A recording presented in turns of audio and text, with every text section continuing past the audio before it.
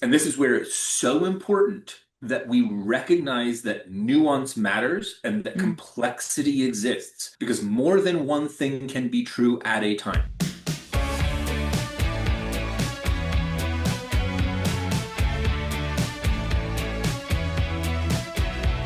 Welcome back to Former Feds and Friends, where former government employees react to sci-fi, fantasy, animated films, and all things nerdy, wonky, and awesome. I am Madeline Velturo, and I'm a former stabilization advisor with the U.S. government. And I'm Wes Rist, a former atrocity prevention policy advisor with the U.S. government. We are calling back to our pilot episode on Andor, our first episode that we ever put out. Wes and I reacting to the Gorman Massacre in the second season of Andor. You guys loved that episode, and so we're super excited to bring you more Andor content. It's specifically been requested that we react to the Rix Road episode at the end of season 1, so that's what we're going to do today. Thanks to Mike Parkinson 776 and Do Re Mi Fa So La Ti Do 1979, who both suggested either this episode specifically or a deeper dive into Andor. Rix Road, obviously, cast your mind back to when Andor season 1 came out and the social media commentary around Rix Road, and it was quite strong. Yeah, and rewatching it in preparation for this video, Rix Road really serves as a precursor to what happens in Gorman. And I wonder here if we watch Dedra learn accidentally the tools that she needs to pull Gorman off. Yeah, I think there's a lot here that, because the show is so well written, carries forward, and also because the show is so well written, raises a lot of the questions about the kinds of issues that we started this channel to discuss. Yeah, definitely. Awesome. Let's get to it.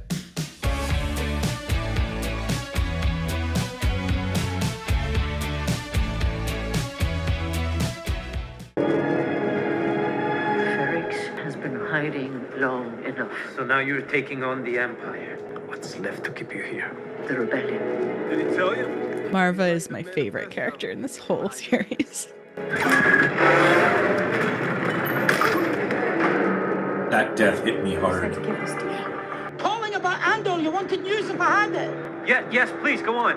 The mother! She's passed away! He might show up at the funeral! They just moved the body. What happens now? As a prominent citizen of Ferrix, she writes a big send-off. They'll want to close Rix Road. You're going to give them a permit. Guys, I'm sorry. Your mother's dead. You have the death of a prominent individual in the society. Maarva's a big deal. Her death, no matter what anyone wants, will be a big cultural and political moment, because she was, up until that point, a political person. It is an unreasonable and, more importantly, unrealistic expectation to say you get to have a funeral, but it can't be political when it's about a political figure. Yeah. And you and I have seen that demand come from governments repeatedly in the past. Or the reverse, that there will be people who are saying, like, you can't have the funeral because the person was so political. Yes. And it's like, nope, that is a violation of many rights. But then we also, in this recap, we also touched immediately on whatever legal structure Ferrix has. There is a right to free speech that must be in compliance with some kind of regulatory principle. Even in America, where we have perhaps the most robust free speech constitutional protections, there is what they call time, manner, and place restrictions. And we see Dedra specifically saying, no, you will give them that access, because she is thinking, she's not doing this because she wants to respect their rights. Right. She is politicizing the funeral. She is thinking strategically about, can I capture this spy? So she is already creating another axis of competing objectives, because you have the objective of memory. You have the objective of recognition. You have the local security forces' desire to maintain imperial security over Ferrix and the community. And now she's interjecting catching a spy on top of that. So now you've got even more muddied competing objectives. And the more of those you introduce, especially when there's differences between governmental authorities, the more complicated those kinds of events can get for protecting individuals. It's a little bit difficult to have some of these elements of the conversation because the ISB and the Empire here are definitionally bad guys. Like they are trying to achieve the worst outcomes that one could achieve from our perspective as democracy, human rights, and governance people. people. Like, Yeah. you and I sitting here are not going to be sympathetic to anything that the Empire and or the ISB argues. So it does make it difficult to recognize that there are legitimate security interests. Remember this. Freedom is a pure idea. It occurs spontaneously and without instruction. Random acts of insurrection are occurring constantly throughout the galaxy. There are whole armies, battalions that have no idea that they've already enlisted in the cause. Remember that the frontier of the rebellion is everywhere, and even the smallest act of insurrection pushes our lines forward. And then remember this. The Imperial need for control is so desperate because it is so unnatural. Tyranny requires constant effort. It breaks. It leaks. Authority is brittle.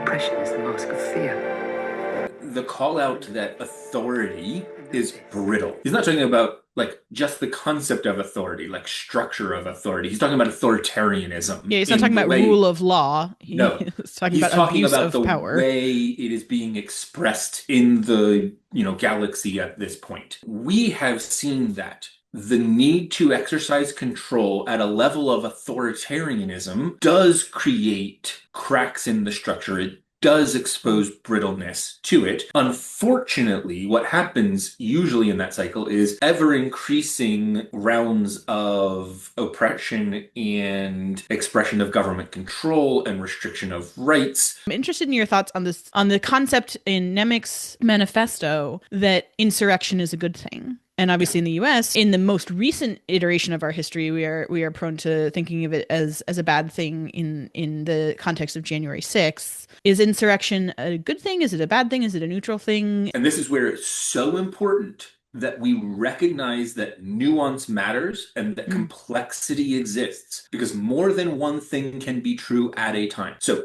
it can be true that, and this is our field, violence always creates greater risk of civilian harm.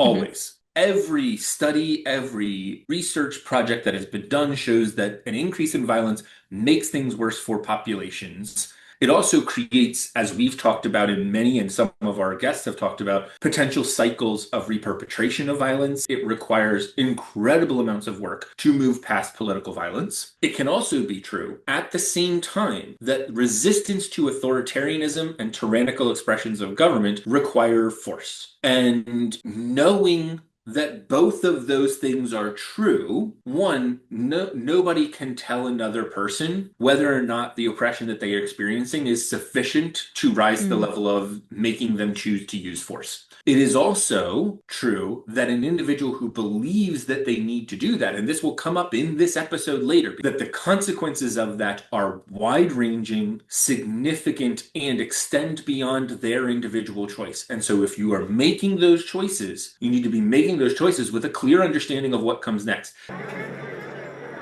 long do we have before the festivities start? A few hours. You'll hear the Andor.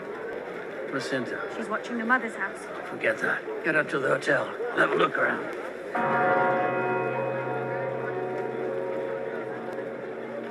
What's going on? I was just get a kick out of the fact that it's an anvil producing town, and they've made an anvil into a bell. Like, it's clearly not a functional anvil, but it's designed to look like an anvil and resonate. It's really cool. I like it. So much thought went into Ferrix. Yeah. And it's important that it is, right? Because people mobilize to, when Ferrix comes under threat in a way that they don't mobilize when they were left alone, which is pretty accurate to the localization of conflict. Oh, I love this hymn or this song. Yeah. Of course I hear it. I'm just not seeing it. They started. They're coming from all over the town. I want everything out here. Show of force immediately. Shout! Double time! Form up! Let's move! The security forces are now like, get everyone out. Get everyone on the line. Everybody going. So they've been caught off guard. This is the complicated part of this. By choosing to act ahead of time, the funerary procession has created an environment in which the security forces, not the local law enforcement forces, the security forces now feel off guard. They are reacting sooner than their plan called for. They don't have people in the right place. If I were them, the security forces right now occupying Ferrix, clearly something has not been communicated, and the question is why. The community started at a different time than they were expecting, which means their intel is faulty. And the next natural question becomes, what else is happening that we don't understand? And you start seeing signals everywhere that this is a signal that somehow there's some sort of insurgent group in the crowd. Like, otherwise they would be starting on time. Like, you start to really like jump to conclusions when the information that you have been given proves inaccurate for whatever reason. And what you are trained to do is see military threat and respond to military threat. You don't see the funeral starting early as an expression of grief and community. You see it as a risk factor for a military attack, because that's what you have been trained to see. And as insane as it is to consider, you do, as an actor in a public space, when there is a security force present, have to think about, am I putting them at a disadvantage? Am I creating a sense of fear and or panic in them? You should not have to, but you and I have both worked with local communities that have these kinds of conversations when they think about having eventually protests or, movements or gatherings, where they have to think about the consequences of how they show up. And you think about what a military sees when it sees a group of people marching toward them. Like you said, this is a procession. This is pretty normal in the context of a funeral or the context of a parade. But and they're all holding stuff in their hands and their local musical instruments. Does it look normal to someone? That flute had 3 pipes on it. Like, I've not seen a flute with 3 pipes. Does that look like a flute to you? I don't know. That looks like a weapon to me. And they're obviously very unhappy because somebody has died, right? Like, even if they have no intent of this becoming a political act, still, like, again, if you're looking for a military threat, you look at them, you'd be like, they look angry. It's like, it's a funeral.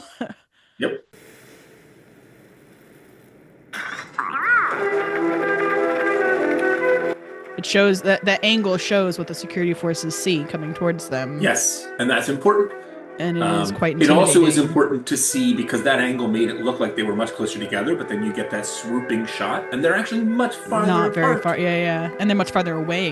Yes. That's very interesting. Also, human beings are really bad at telling distances by eye. Interesting. And when you have someone walking towards you, like, it's one of the reasons people are trained to recognize distances in security environments. Because knowing the difference between 10 yards and 30 yards is a huge deal. Now I remember in the Gorman episode, we talked about collective chanting. Especially if none of the Imperials bothered to learn why stone and sky is an important thing to them. Like, now it feels threatening. We don't know what they're talking about. What does stone in the sky mean? I don't know.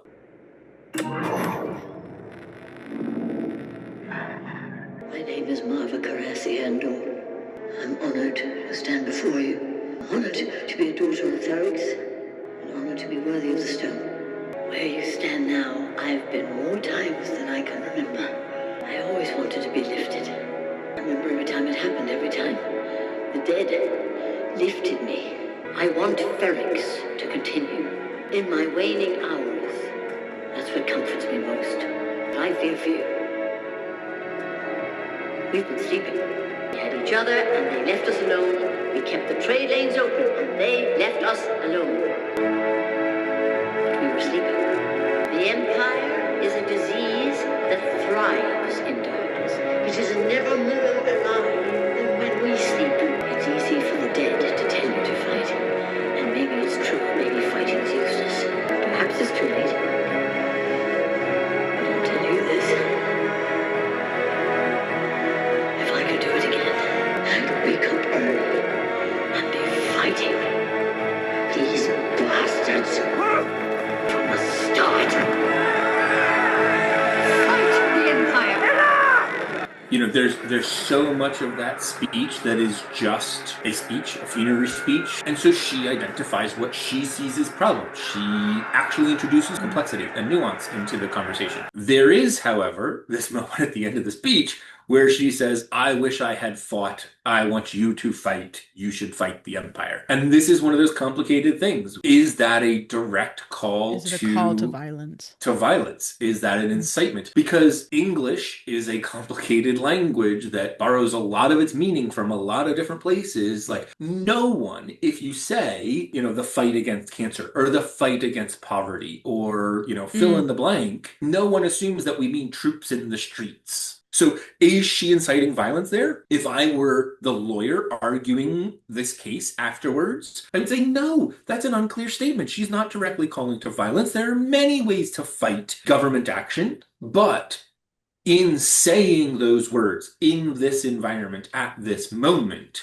it is creating risk for civilians because security forces are not lawyers who are trained to think about complexity and nuance in the moment, in the heat of that instance. They are going to react in accordance with the, idea of a threat, a risk that is potentially coming at them.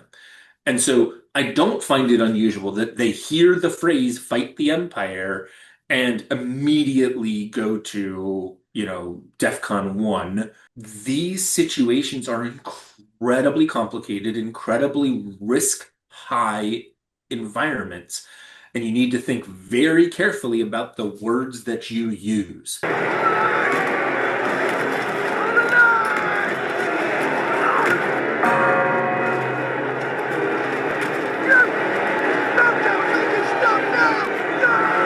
Now, this is a big problem because he says, Bell Tower, make it stop now. That's a very unclear command. Make it stop how? Are you using lethal force? Are you blowing up the bell tower? Are you going up and taking the hammer away? Like, he's now putting that soldier in the position, that stormtrooper, in the position of interpreting that order in a conflict setting where he doesn't have clear understanding of what his rules of engagement are.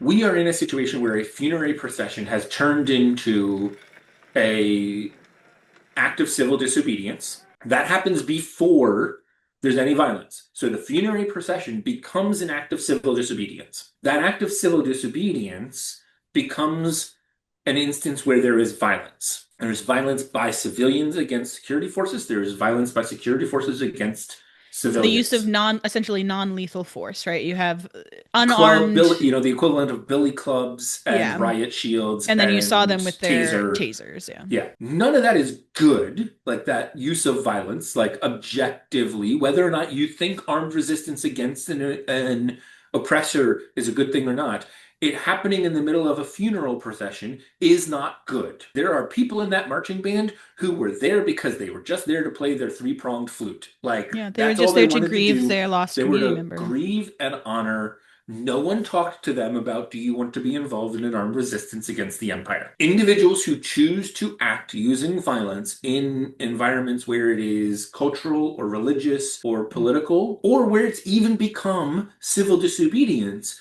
you are making a choice for everyone else around you too. When he chooses to wail on the Imperial officer with the brick, he is making a choice for everyone in that square that they are now engaged in violence against the state. Like, they don't get to choose that. As a group. They were present as a group. That is how this is going to go down from that moment. On top of that, we have this individual who is going to use mass violence.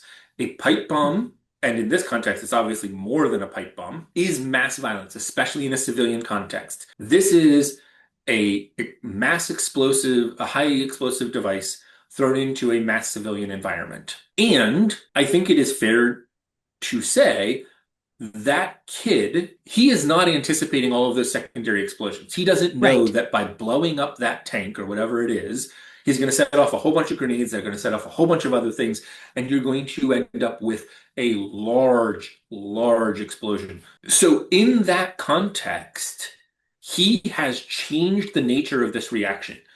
There is no court that you can think of that would then look at this and say security forces are not permitted to use whatever force they need to get this under control, because this has become a large-scale mass attack that is killing civilians, that is killing security forces, which I want to be clear, as a human rights lawyer, my standard is that they should still, those security forces, especially in this context, because they are military security forces, should still be acting with a standard of behavior and care that tries to minimize violence as much as possible. Yeah, but that act has given permission to those security forces to act in a much more force-forward way that is going to result in greater civilian harm.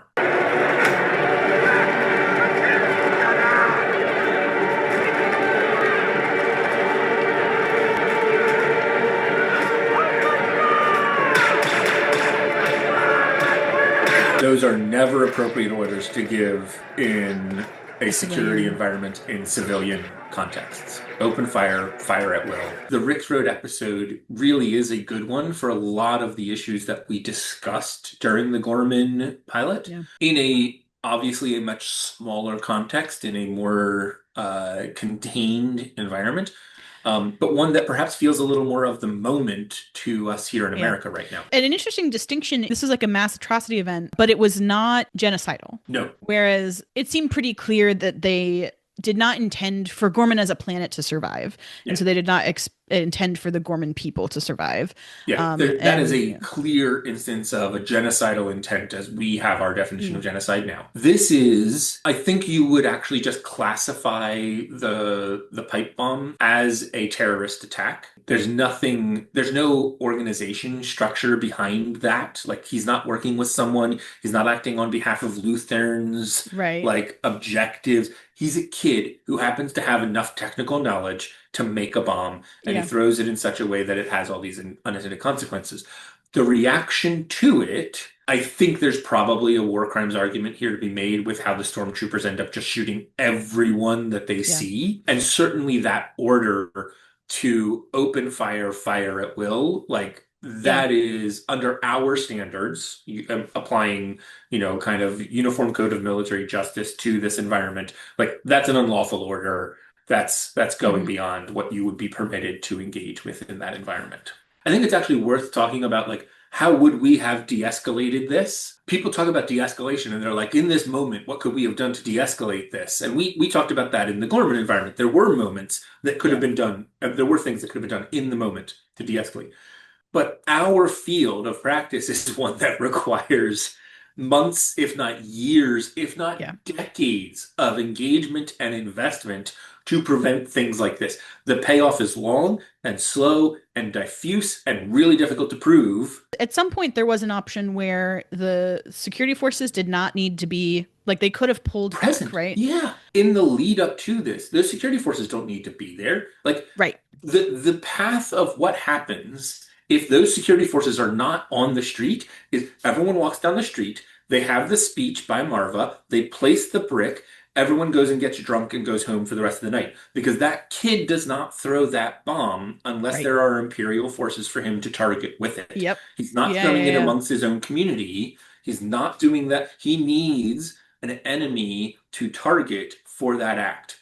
The security forces didn't need to be there. Like, this community has done funerary processions for generations. Like, that wall is covered in bricks of people that they've honored. The only reason they are there is to demonstrate their authority in this moment. The outcome that could have been achieved by not trying to impose security would have been more secure than by trying to impose security. Thanks so much for everyone for watching. As a reminder, we are reacting to this off the cuff. So we pull from our experience and our expertise, but not everything that we say is necessarily guaranteed to be fully accurate or applicable in the same way in every context. If you have questions about what we discussed, please do leave them in the comments below. We love hearing from you guys and we love responding and engaging. We do all of this for free. It's not behind a paywall. We're happy to do it, but there is cost associated with this. If you'd like to support our efforts and to keep doing more, please like, share, subscribe, tap the bell, all of those things.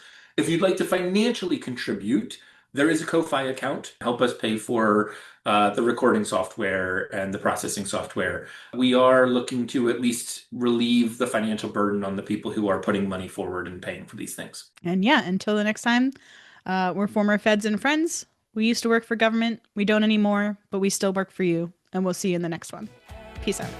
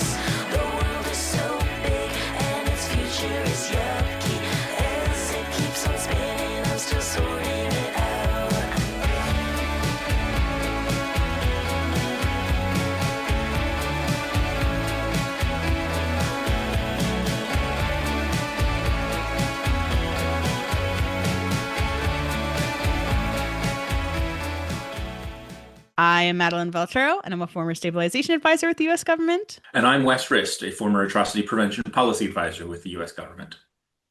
We pulled it off. And we should just clip that and then use that whenever it's the two of us and we don't need a long intro.